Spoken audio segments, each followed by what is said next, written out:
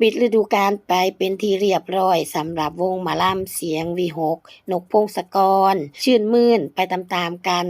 กับกำลังใจล้นหลามบ่ว่าสิเป็นมาลัยแสนหรือว่ามาลัยล้าน และทุกๆคนก็ได้มาลัยกันหน้าหูหน้าตาเลยสำหรับทีมงานเสียงวีหกนกพงศกรค่ะ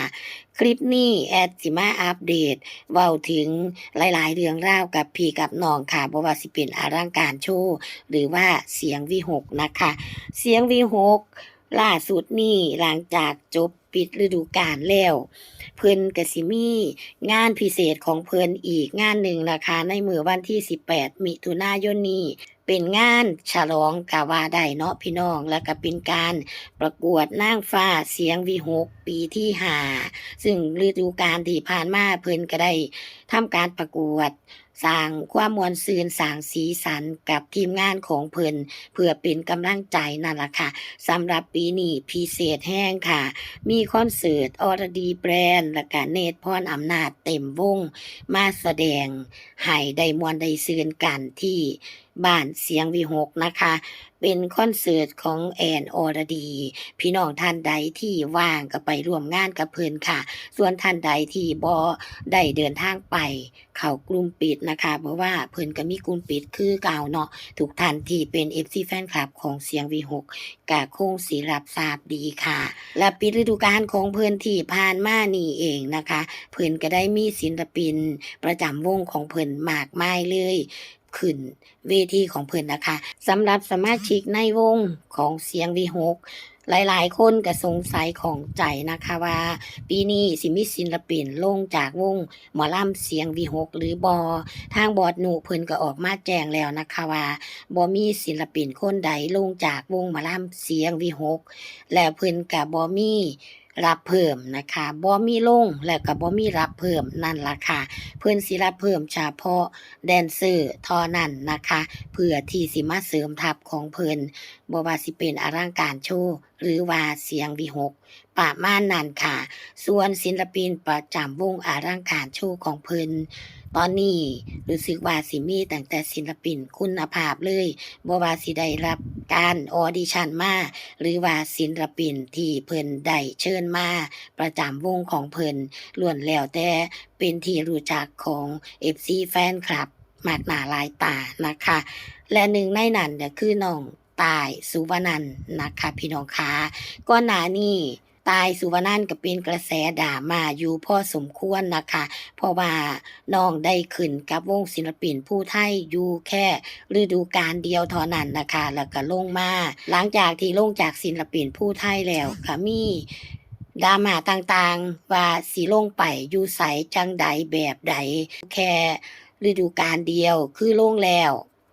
แล่นวงนั้นวงนี้อยู่บ่ทนโน่นนี่นั่นหลายสิ่งหลายอย่าง หลังจากที่ลงจากศิลปินผู้ไทยมาได้สักพักหนึ่งทางวงหมอลำอลังการโชว์เพิ่นก็ได้มีการออดิชันศิลปินประจำวงอลังการโชว์พร้อมกับการเปิดตัวศิลปินประจำวงศิลปินที่ว่านั่นก็คือน้องตายสุวรรณันท์นั่นเองนะคะพร้อมกับคู่ใจของเพิ่นซึ่งเป็นพิธีกรของวงศิลปินผู้ไทยหรือว่าก่อนหน้านั้นเพิ่นก็เป็นพิธีกรของวงหมอลำใจเกินร้อยและน้องตายสุวรรณันท์เองเพิ่นก็อยู่ที่หมอลำใจเกินร้อยมาคือกันนะคะก่อนที่สิมาประจำอยู่ที่หมอลำศิลปินผู้ไทย1ฤดูกาลนะคะและก็เป็นกระแสดราม่าและทุกคนก็มาลงที่ว่าสิมาอยู่ได้โดนปานใดตั้งแต่วงอื่นๆวงก่อนๆก็ยังอยู่บ่ได้อิหยังประมาณนี้ล่ะค่ะพี่น้องทางบอสนุเพิ่นก็ได้ออกมาไลฟ์สดเดือดคือกันในช่วงก่อนหน้านี้เนาะค่ะเรื่องของการที่กระแสดราม่ามาลงที่น้องตายสุวรรณันท์ทางบอสนุก็ได้บอกว่า สิบ่ให้โอกาสเขาเลยติ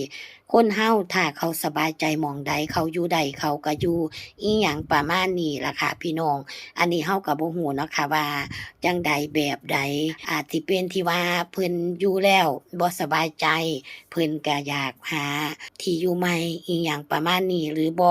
เฮาก็บ่ฮู้นะคะเว้าถึงศิลปินเนาะพี่น้องต่างคนต่างก็ดิ้นรนหากระแสหรือว่าหาสิ่งที่ดีๆให้เจ้าของนั่นล่ะค่ะหม้องใดที่คิดว่าสิดี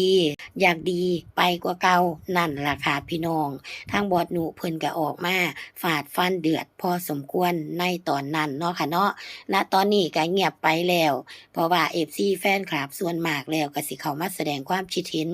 เห็นดีเห็นงามนำนั่นล่ะค่ะว่าทุกคนต้องได้รับโอกาสก็รอเบิ่งกันไปค่ะ เพราะว่าน้องตายสุวรรณันท์นี่ก็เป็นศิลปินคุณภาพอีกคนหนึ่งสวยเสียงดีนะคะ แล้วก็เป็นที่รู้จักพอสมควรสำหรับแฟนคลับของเพิ่นนะคะ และก็คนที่ติดตามเพิ่นนั่นล่ะค่ะ และอีกคนหนึ่งก็คือน้องคอปเตอร์นะคะ หลายๆคนก็บอกว่าน้องคอปเตอร์เนี่ยสิอยู่ได้โดนปานใดสิเป็นแนวใดเฮาก็รอติดตาม แต่ที่สังเกตแล้วคือน้องคอปเตอร์มาอยู่ที่อลังการโชว์หรือว่าร่วมแจมบนเวทีเสียงวีหกเนี่ยเฮาก็ได้เห็นถึงการเปลี่ยนแปลงของน้องหลายสิ่งหลายอย่างนะคะ รู้สึกว่าน้องนี่ร้องร่ำดีขึ้นหลาย มีความรับผิดชอบขึ้นหลาย ทางนี้เพิ่นมี